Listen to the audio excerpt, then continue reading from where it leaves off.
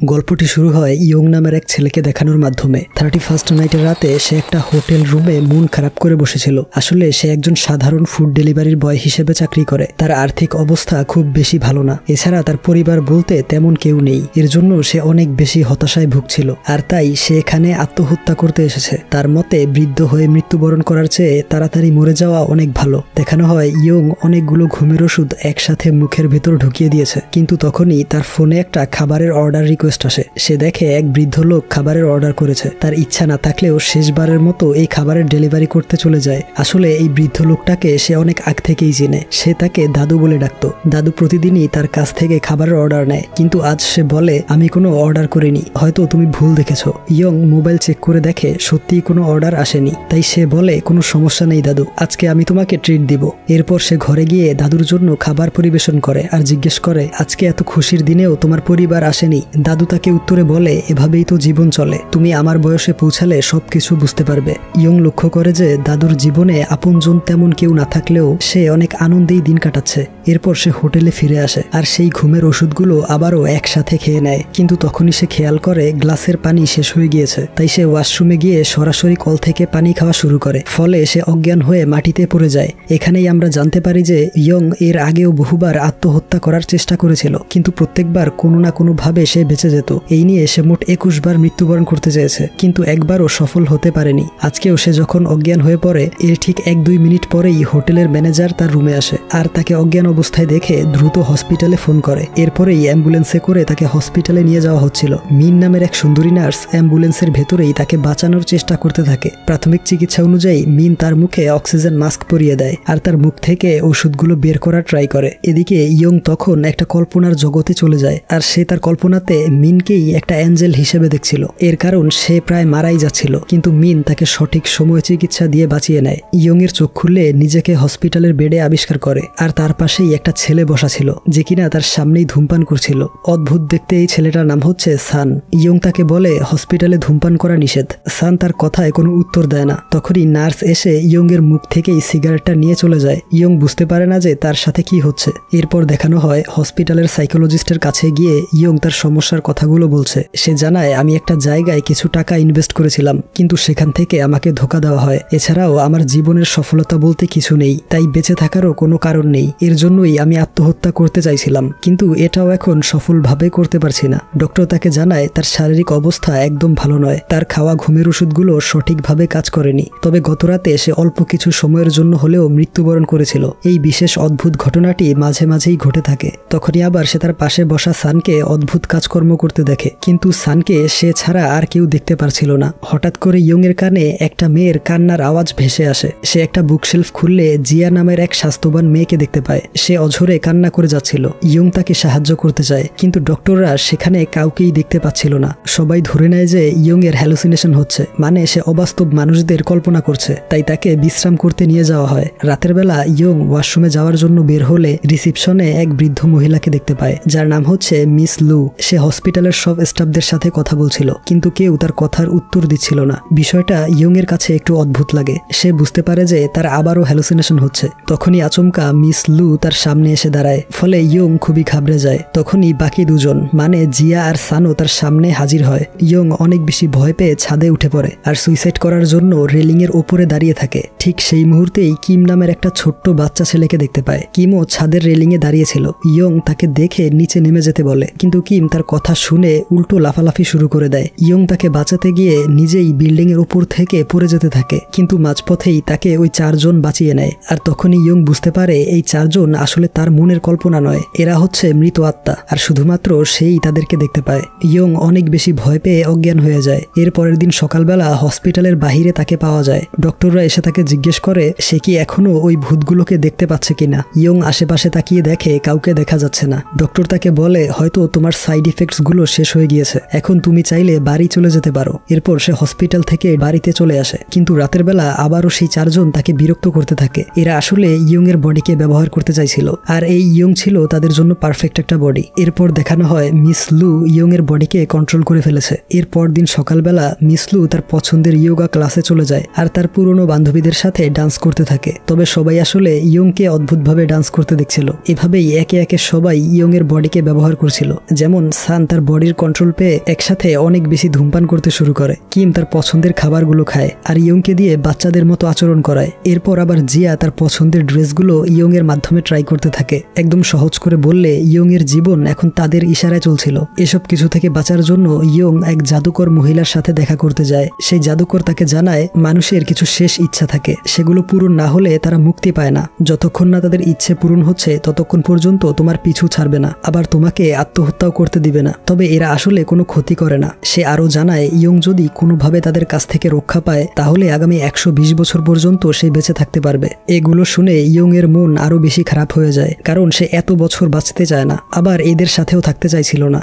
এরপর সে বাড়ির দিকে রওনা হয়। তখনই সেই চারজন আবারও তাকে ফলো করতে শুরু করে। ফলে সে রাগান্বিত হয়ে তাদেরকে অনেক কথা শুনিয়ে দেয়, কিন্তু এতে কোনো লাভ হয় না। উল্টো সবাই তার উপরে উঠে বসে পড়ে। ইয়ং এরপর খুবই অদ্ভুতভাবে তাদেরকে টেনে টেনে বাড়ির দিকে যেতে থাকে। বিষয়টা খুবই ফানি ছিল। তাকে এমন অদ্ভুতভাবে ব্রেক ডান্স করতে দেখে রাস্তার সবাই অনেক হাসাহাসি করে। অপরদিকে মিনকে দেখানো হয় যে কিনা তার ভাই গোয়ের অ্যাপার্টমেন্টে এসেছিল, কিন্তু গো তখন ঘরে ছিল না। তখনই দুজন লোক সেখানে আসে। তারা গোয়ের কাছ থেকে অনেক টাকা পায়। তাই মিনকে হুমকি দেয় যে যদি তাদের টাকা দ্রুত ফেরত দেয়া না হয় তাহলে এর পরিণাম ভয়ানক হবে। এদিকে রাতের বেলা ওই চারজন ইয়ং এর ঘরে বসেই ভূতের মুভি দেখছিল। ইয়ং তাদের সামনে গিয়ে বসে পড়ে আর বলতে থাকে আমাকে দয়া করে আর বিরক্ত করবেন না, আমি এমনিতেই অনেক কষ্টে জীবনযাপন করছি, এর মধ্যে আপনাদের ভার সামলিয়ে আরো বেশি ক্লান্ত হয়ে পড়ি। আপনাদের শেষ ইচ্ছেগুলো আমাকে জানান, আমি সেগুলো পূরণ করার চেষ্টা করব, কিন্তু কথা দিতে হবে তারপরেই আপনারা এখান থেকে চলে যাবেন। সবাই তার কথায় রাজি হয়। পরদিন মিস লু ইয়ংকে নিয়ে একটা রেস্টুরেন্টে চলে আসে। মাহো নামের এক মহিলা এখানে ইভেন্ট ম্যানেজমেন্ট করে। আজকে একটা বিশেষ ইভেন্ট আছে এখানে। অপরিচিত ছেলেমেয়েরা একে অপরকে ব্লাইন্ড ডেট করতে আসবে। তাদের জন্য একটা সুন্দর অ্যারেঞ্জমেন্ট করে দেওয়া মাহোর মেইন কাজ। মিস লু তার সাথে কথা বলার জন্য এগিয়ে যায়, কিন্তু স্বাভাবিকভাবেই মাহো তাকে দেখতে পায় না। সে ইয়ংকে একটা স্পেশাল টেবিলে বসিয়ে দেয় আর বলে কোনো একটা মেয়ে এসে তোমার টেবিলে বসবে, তুমি একটু অপেক্ষা করো। ইয়ং প্রথমে কিছুই বুঝতে পারছিল না। কিছুক্ষণ পরেই মিন সেই রেস্টুরেন্টে প্রবেশ করে। ইয়ং তাকে দেখে একদম হতবাক হয়ে যায়। তার মনে পড়ে সে মিনকে অ্যাঞ্জেল হিসেবে তার কল্পনাতে দেখেছিল। এদিকে মিন তার ভাইকে মেসেজ করে। আসলে সে একটা ব্লাইন্ড ডেট রেজিস্টার করেছিল তার ভাই গোয়ের জন্য, কিন্তু গো বলে সে আসবে না। তাকেই একটা গুড লাক উইশ করে ডেট সম্পন্ন করতে বলে দেয়। যেহেতু রিফান্ড পাওয়া যাবে না তাই সে নিজেই ডেট করতে টেবিলে বসে পড়ে। আর সে ইয়ংকে চিনতে পারে। সে জানায় ওই রাতে সে তাকে অক্সিজেন দিয়ে বাঁচিয়েছিল। এরপর তারা গল্পগুজব শুরু করে। তবে ইয়ং একটু নার্ভাস ফিল করছিল, যে কারণে সান তার ভেতরে প্রবেশ করে আর মিনের সাথে ফ্লার্টিং করার ট্রাই করতে থাকে, কিন্তু মিন এতে একদমই ইমপ্রেস হয় না। এরপর জিয়া তার দেহের কন্ট্রোল নেয়। এর ফলে ইয়ং মেয়েদের মতো করে মিনের সাথে কথা বলছিল, তাই মিন খুবই আনইজি ফিল করে। এরপরেই আবার কিম এসে ইয়ংকে বিরক্ত করতে থাকে, তাই ইয়ং তাকে দূরে সরানোর জন্য অদ্ভুত আচরণ করছিল। এদিকে মিন এসব আর সহ্য করতে না পেরে রাগান্বিত হয়ে সেখান থেকে উঠে চলে যায়। এরপরেই মাহো ইয়ং এর সাথে রাগারাগি করতে থাকে। আসলে সে ভেবেছিল ইয়ং তাদের একজন ক্লায়েন্ট, কিন্তু তার কাছে তো রেজিস্ট্রেশন ফি দেওয়ারও টাকা নেই। তাই মাহো তাকে অনেক বেশি অপমান করে আর পুলিশে ফোন দিতে চায়। কিন্তু তখনই মিস লু ইয়ং এর বডিতে প্রবেশ করে আর মাহোকে বলে তুমি 22 বছর আগে আমার ক্লায়েন্টদের লিস্ট চুরি করেছিলে, সেই অপরাধের দায়ে তোমাকে অ্যারেস্ট করানোর জন্য আমিও পুলিশে ফোন দিতে পারি। এরপর সে এমন কিছু কথা বলে যা শুনে মাহো বুঝতে পারে ইয়ং এর বডিতে তার বড় বোন মিস লু এর আত্মা রয়েছে। এরপর দেখানো হয় মাহো একটা পুরনো কাচের বোতল বের করে ইয়ংকে দেখাচ্ছে। মিস লু বলে এটার ভেতরে একটা জিনিস আছে, সেটাই আমার লাগবে। ইয়ং সেই কাচের বোতলে হাত ঢুকিয়ে একটা লটারির কাগজ বের করে। এরপর তারা সেই লটারির দোকানে এসে লটারির প্রাইজ মানি দিতে বলে, কিন্তু ম্যানেজার জানায় এটার মেয়াদ শেষ হয়ে গিয়েছে, যার ফলে মিস লু রাগারাগি করতে থাকে। তখনই হান নামের একজন বৃদ্ধ লোক আসে হুইল চেয়ারে করে। মিস লু তাকে দেখে খুবই আনন্দিত হয়, কারণ জীবিত থাকাকালীন সে তাকে অনেক পছন্দ করত, কিন্তু দুর্ভাগ্যবশত হান তাকে ভুলেই গিয়েছিল। তাই মিস লু মন খারাপ করে সেখান থেকে চলে আসে আর একটা জায়গায় বসে থাকে। ইয়ং তাকে বলে আমি হানকে বলে দিতে পারি যে তুমি তার সাথে দেখা করতে এসেছিলে, কিন্তু মিস লু বলে এসবের এখন আর দরকার নেই, সে যেভাবে আছে সেভাবেই থাকুক, তুমিও আত্মহত্যা করার চিন্তা ভাবনা ছেড়ে দাও, জীবনটা অনেক মূল্যবান। সে আরো জানায় তার একটা নাতি আছে যার বিয়ের জন্য সে এই লটারির পুরস্কারের টাকা ওঠানোর চেষ্টা করছিল। রাতের বেলা মিন যখন বাড়িতে ফিরছিল তখন তার ভাই গোকে রাস্তার মাঝখানে আহত অবস্থায় দেখে, তাই সে তাকে প্রাথমিক চিকিৎসা দিতে অ্যাম্বুলেন্সে নিয়ে আসে। আর সেখানেই মিন জানতে পারে গো তার মায়ের ব্রেসলেট একটা জুয়েলার্সের দোকানে বন্ধক রেখে এসেছে, আর সেই টাকাগুলো ওই দুজন লোক তার কাছ থেকে নিয়ে গিয়েছে আর তাকে অনেক মারধরও করেছে। এগুলো শুনে মিন মিন প্রথমে একটু রাগান্বিত হয়। এরপর তারা হেঁটে হেঁটে বাড়ির দিকে যেতে থাকে। গো তাকে বলে, আমি একটা নতুন বিজনেসে ইনভেস্ট করব ভাবছি, তারপর আমাদের সব কষ্ট দূর হয়ে যাবে আর মায়ের ব্রেসলেটটাকেও ছাড়িয়ে আনবো। এরপর দেখানো হয় তারা দুজন খুনসুটিময় ফান করছে। মিন মায়ের মতো এই গোকে আদর যত্ন করত, এদিকে গো তাকে খুবই স্নেহ করত। এর পরের দিন সকালবেলা কিমের ইচ্ছে পূরণ করার জন্য ইয়ং একটা পার্কে আসে, কিন্তু তার কাছে বেশি টাকা না থাকায় অল্প কয়েকটা রাইড এনজয় করে। তাদের সাথে জিয়া, সান আর মিস লুও অনেক মজা করছিল। এরপর কিম পার্কের ভেতরে নিয়ে আসে ইয়ংকে। সেখানে একটা গেম তার খুব পছন্দ আর সে সব ধরনের গিফট উইন করতে চায়। তখনই আবার ইয়ং দেখতে পায় একটা বাচ্চা ছেলে অতিরিক্ত গরমের কারণে অজ্ঞান হয়ে গিয়েছে, তাই সে দ্রুত তার জ্ঞান ফেরানোর চেষ্টা করে। সে বাচ্চা ছেলেটার চোখে মুখে পানি ছিটিয়ে দেয়, ফলে তার জ্ঞান ফিরে আসে। ঠিক সেই মুহূর্তে মিনও সেখান দিয়ে যাচ্ছিল আর সে মিনকে এই বাচ্চা ছেলেটাকে হেল্প করতে দেখে খুবই ইমপ্রেস হয়। এরপর দেখানো হয় মিন তার ভাইয়ের সাথে ডিনার করছে। গো তার জন্য নতুন জুতো গিফট হিসেবে নিয়ে আসে, তবে এর টাকা সে মিনের কাছ থেকেই নেয়। মিন এরপর সেই ঘড়িটা বের করে দেখতে থাকে, মানে সে ইয়ংকে পছন্দ করতে শুরু করেছে। গো তাকে বলে, তোমার বয়ফ্রেন্ডকে প্রথমে আমার সাথে দেখা করতে হবে, তারপরেই আমি সিদ্ধান্ত দিব, কারণ আমি তোমার একমাত্র অভিভাবক। এই নিয়ে তাদের মধ্যে গল্পগুজব হতে থাকে। এরপর দিন সান তার শেষ ইচ্ছে পূরণ করতে ইয়ংকে একটা বিশাল গ্যারেজে নিয়ে আসে। তার শেষ ইচ্ছে ছিল একটা বিশেষ ট্যাক্সিতে বসে ধূমপান করা। যেহেতু সেখানে গার্ডরা পাহারা দেয়, তাই রাতের অন্ধকারে ইয়ং চুপি চুপি সেই বিশেষ ট্যাক্সিটা খুঁজতে থাকে। এদিকে বাকি চারজন মজা করার জন্য তাকে ভয় দেখাতে যায়। অনেক খোঁজাখুঁজির পর অবশেষে গাড়িটা খুঁজে পায়। সে ওই গাড়ির ভেতর ঢুকে পড়ে আর সানকে তার শেষ ইচ্ছে পূরণ করতে বলে, কিন্তু সান কোনো এক কারণে খুবই মন খারাপ করে দাঁড়িয়েছিল, তাই ইয়ং একটা সিগারেট ধরিয়ে সেটা গাড়ির ভেতরে রেখে দেয়। আর এরপরেই সান ভেতরে এসে ধূমপান করতে থাকে। তখনই আবার একজন গার্ড তাদেরকে দেখে ফেলে। গাড়ির স্টিয়ারিং এ সান বসেছিল। সে দ্রুত গাড়িটাকে স্টার্ট করে পালাতে শুরু করে। ওই গার্ডও তাদের পিছু নেয়। এক পর্যায়ে সানদের সামনে যাওয়ার আর কোনো রাস্তা থাকে না। ততক্ষণে ওই গার্ডও চলে এসেছিল। সে একটা লাঠি নিয়ে বের হয় আর ইয়ংকে মারার জন্য এগিয়ে আসতে থাকে। ইয়ং খুবই ঘাবড়ে যাচ্ছিল। গার্ড এসে যখন মারতে যাবে, ঠিক তখনই সে জানতে পারে ওই ট্যাক্সির ইঞ্জিন একদম অকেজো হয়ে গিয়েছে। চেক করে দেখে সত্যি গাড়ির ইঞ্জিন কাজ করছে না। এদিকে সান তাকে আরো বেশি ভয় দেখাতে শুরু করে। তারপর এক এক করে কিম, মিসলু আর জিয়াও তাকে অনেক বেশি ভয় দেখায়। তারা এক বিশাল ঘূর্ণিঝড় সৃষ্টি করে ওই গার্ডকে ভয় দেখানোর জন্য। ভয় দেখানোর এই কলাকৌশল তারা মুভি দেখে শিখেছিল। এক পর্যায়ে গার্ড খুবই ঘাবড়ে যায় আর ইয়ংকে সরি বলে তার গাড়ির পেছনে গিয়ে লুকিয়ে থাকে। এরপরেই সান ওই ট্যাক্সিতে করে লং ড্রাইভে বের হয়। ইয়ং খুবই ভয় পাচ্ছিল, কারণ সান তাকে জানায় সে অ্যাক্সিডেন্ট করেই মারা গিয়েছিল। সে আরো বলে, এসব কিছু বাদ দিয়ে এই বাতাস, পরিবেশ এগুলোকে এনজয় করো, এগুলো অনুভব করতে শিখো। ইয়ং জানালা খুলে বাহিরে হাত দেয়, কিন্তু সে কোনো কিছু ফিল করতে পারে না। সে বলে, এই বাতাসের মধ্যে কি এমন অনুভবের বিষয় আছে? সান বলে, এখন বুঝতে পারবে না, জীবনে এই ছোটখাটো জিনিসগুলো খুবই ইম্পর্টেন্ট। আমরাও জীবিত থাকাকালীন এর গুরুত্ব বুঝতে পারিনি, কিন্তু এখন বুঝতে পারি। এরপর সান তাদের একটা সি বিচে নিয়ে আসে। এখানে আসার খুবই ইচ্ছে ছিল তার। মিসলু, কিম আর জিয়াও খুবই এনজয় করতে থাকে। এদিকে সান তার সুখ দুঃখের কথা ইয়ং এর সাথে শেয়ার করে। সে বলে, আমার একটা সুন্দর পরিবার ছিল, প্ল্যান ছিল যে এখানে আমরা ঘুরতে আসব, কিন্তু তা আর হয়ে ওঠেনি। ইয়ং বলে, বিয়ে করলে কোনো লাভ হয় না, উল্টো আমাদের উপর ফ্যামিলির প্রেশার তৈরি হয়। সান বলে, অবশ্যই প্রেশার থাকবে, আসলে জীবনটাই প্রেশারের মধ্যে কাটাতে হয়, কিন্তু পরিবার থাকলে সেই প্রেশার ভাগাভাগি হয়ে যায়। আপনজনরা সব দুঃখ কষ্ট ভাগ করে নেয়, এর জন্যই একটা পরিবার খুবই দরকার। এরপর সে জোর করে ইয়ংকে সুইমিং করাতে নিয়ে যায়। প্রথমে ইয়ং মানা করে, কারণ সে সাঁতার জানে না, তবে সান তাকে সাঁতার কাটা শেখায়। এরপর ইয়ংও এই মুহূর্তটাকে খুবই এনজয় করতে শুরু করে। সন্ধ্যায় বাড়ি ফেরার সময় ইয়ং এবার তার হাতটা বের করে বাতাসের ফিল নিতে থাকে। সে এখন বেঁচে থাকার জন্য কিছুটা হলেও মোটিভেট হয়েছে। কিন্তু তখনই আবার এক পুলিশ অফিসার স্পিডে গাড়ি চালানোর জন্য তাদেরকে থামিয়ে দেয় আর ইয়ংকে থানায় নিয়ে আসা হয়। সান তার লাইসেন্স নম্বরটা অফিসারকে বলছিল, কিন্তু অফিসার চেক করে দেখে লাইসেন্সের লোকটা অনেক আগেই মারা গিয়েছে। সান এরপর ইয়ং এর বডিতে প্রবেশ করে অফিসারকে উল্টাপাল্টা কথা বলতে থাকে আর অদ্ভুত আচরণ করতে শুরু করে। অফিসার ভাবে তার মাথায় সমস্যা আছে, তাই সে ইয়ং এর পরিবারের কাউকে এসে তাকে নিয়ে যেতে বলে, কিন্তু ইয়ং জানায় তার কোনো পরিবার নেই। অফিসার বলে ওঠে, তাহলে কোনো বন্ধুকে আসতে বলো। এরপর ইয়ং কোনো উপায় না পেয়ে মিনকে ফোন করে। মিন আসা অবধি তারা সেখানেই অপেক্ষা করছিল আর জিয়াদের সাথে সে তার কষ্টের কথাগুলো শেয়ার করে। সে বলে, আমি আত্মহত্যা করতে চাই, কারণ আমি ছোটবেলা থেকেই একদম একা। আমার ছবিগুলোতে আমার পাশে কেউ থাকে না, পরিবারের কথাও আমার কিছু মনে নেই। রাতের বেলা ডিনারের সময়ও একদম একা হয়ে থাকি। বাড়িতে কেউ আমার জন্য অপেক্ষা করে না, আমাকে পছন্দ করার মতো কোনো মানুষ নেই। এর জন্যই আমি সুইসাইড করতে চাই। এসব বলার সময় মিন সেখানে চলে এসেছিল, আর সে ইউনকে কষ্টে দেখে দ্রুত তার বুকের মধ্যে মাথা রাখে, তার হার্টবিট শুনতে থাকে। ইয়ং বুঝতেই পারছিল না যে মিন কেন এমন করছে।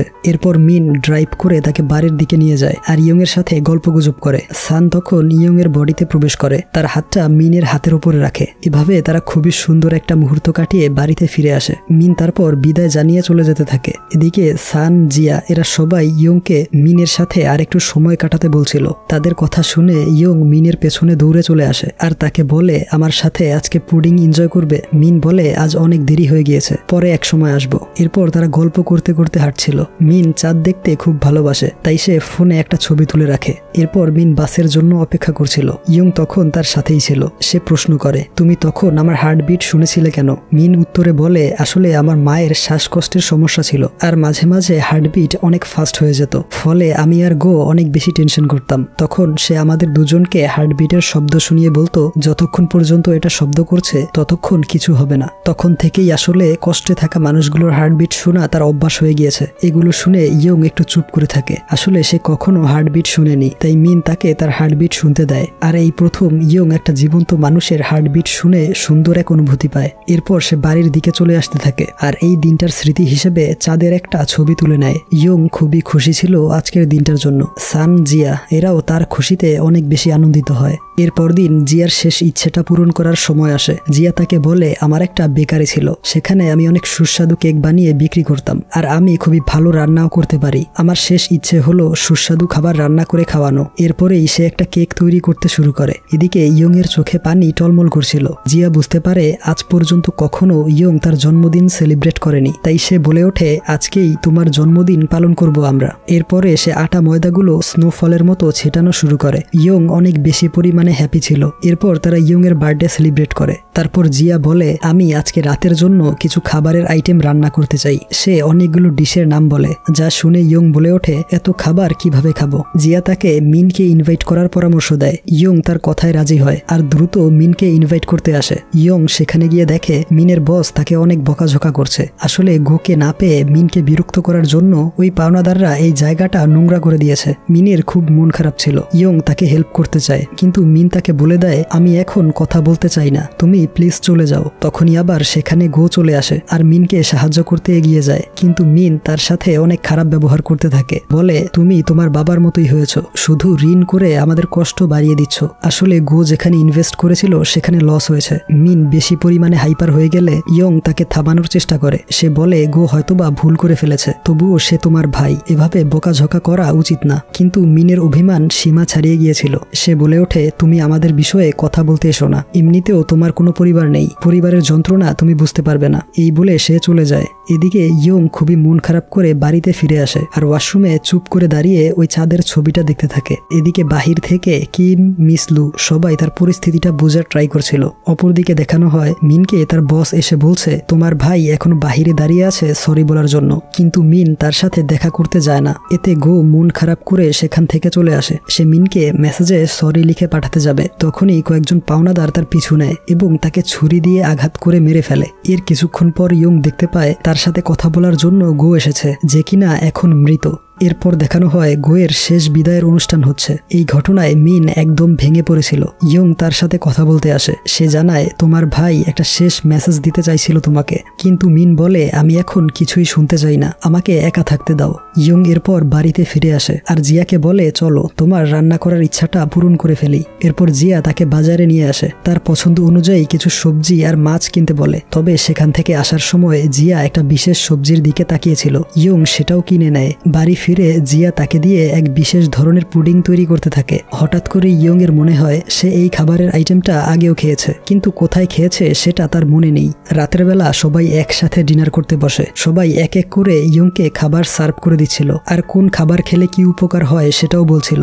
যদিও এরা জীবিত নয়, তবুও ইয়ং খুবই খুশি হয়ে যাচ্ছিল একসাথে ডিনার করতে পেরে। তখনই তাদের দরজায় কেউ একজন আসে। দরজা খুলে দেখতে পায় মিন তার কাছে গোয়ের শেষ মেসেজটা জানতে এসেছে। ইয়ং তাকে প্রথমে ডিনারের জন্য ইনভাইট করে। মিনের মন কিছুটা শান্ত হওয়াতে খাবারের জন্য টেবিলে বসে। এরপর ইয়ং তার জন্য খাবার পরিবেশন করে। মিন দেখে তাদের আশেপাশে আরো কয়েকটা চেয়ার খালি পড়ে আছে, তাই সে জিজ্ঞেস করে আর কেউ আসবে কিনা। এর উত্তরে ইয়ং সত্য কথা জানিয়ে দেয় যে সে মৃত মানুষদের দেখতে পায় আর বর্তমানে তারাই এখানে বসে আছে। এরপর সে বলতে থাকে গো তাকে সরি বলার চেষ্টা করেছিল। সে আরো বলতে চাইছিল তুমি নিজের খেয়াল রাখবে। গো এটাও বলেছিল যে সে তার মায়ের শেষ কথাটা রাখতে পারেনি। আসলে তার মা মৃত্যুবরণ করার আগে মিনের দায়িত্ব গোয়ের কাঁধে তুলে দিয়েছিল, কিন্তু গো আসলে সেভাবে তার জন্য কিছুই করতে পারেনি। এর ফলে সে অনেক বেশি দুঃখী ছিল। তবে ইয়ং বলে গো জানিয়েছে যে তুমি যাতে অভিমান না করো, এর জন্য সে তোমার মায়ের ব্রেসলেটটাকেও ছাড়িয়ে নিয়েছিল, কিন্তু সেটা দেওয়ার আগেই মারা গিয়েছে। এগুলো শুনে মিন প্রচন্ড কষ্ট পায় আর ইয়ং এর কাছে জিজ্ঞেস করে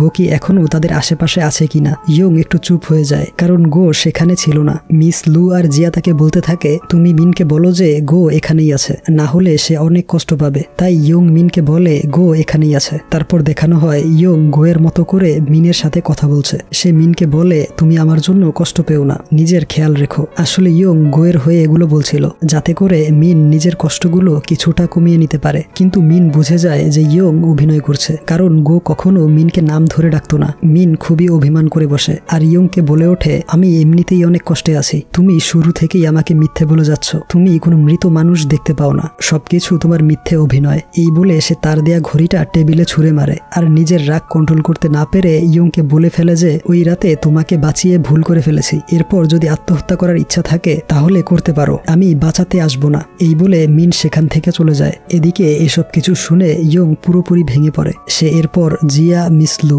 এদের উপর রাগান্বিত হয়ে যায় আর তাদেরকে বলে তোমরা আমার জীবনে না আসলেই ভালো হতো, তোমাদের ইচ্ছেগুলো তো পূরণ করে দিয়েছি, এখন আর বিরক্ত করবে না, আগামীকাল যাতে তোমাদের আর না দেখি। এই বলে সে কান্না করতে করতে ঘরে চলে যায়। এদিকে তারা চারজন খুবই মন খারাপ করে বসেছিল। পরদিন সকালবেলা ইয়ং ঘুম থেকে উঠে দেখতে পায় ওই চারজন সেখান থেকে চলে গিয়েছে। এরপর সে ঘরের সবকিছু ডাস্টবিনে ফেলে দিয়ে আসে আর ওই ট্যাক্সিটা বন্ধ করে সেখানে গ্যাস লিক করে দেয়, অর্থাৎ সে আবারও আত্মহত্যার চেষ্টা করছিল। অপরদিকে দেখানো হয় মিন তার কাজে যাচ্ছে। তখনই জুয়েলার্সের দোকান থেকে তাকে ফোন করা হয়। সে জানতে পারে তার মায়ের ব্রেসলেটটাকে গো আরো আপডেট করে একটা নেকলেস তৈরি করেছিল। সে ওই নেকলেসটা নিয়ে আসে। গো তার পছন্দের চাঁদকে ওই নেকলেসের মধ্যে ডিজাইন করিয়েছিল আর এটা দেখেই সে বুঝতে পারে গতকাল ইয়ং সত্যি কথা বলেছে। ঠিক সেই মুহূর্তেই ইয়ং সেখানে তার ফেভারিট পুডিং নিয়ে আসে আর মিনের পাশে বসে সেটা খেতে শুরু করে। মিন তাকে সরি বলে, কারণ সে নিজের ভুলটা বুঝতে পেরেছে। ইয়ং তাকে বলে আমি আসলে একটু আগে আত্মহত্যা করতে চেয়েছিলাম, কিন্তু হঠাৎ করেই চাঁদের আলোতে আমার জ্ঞান ফিরে আসে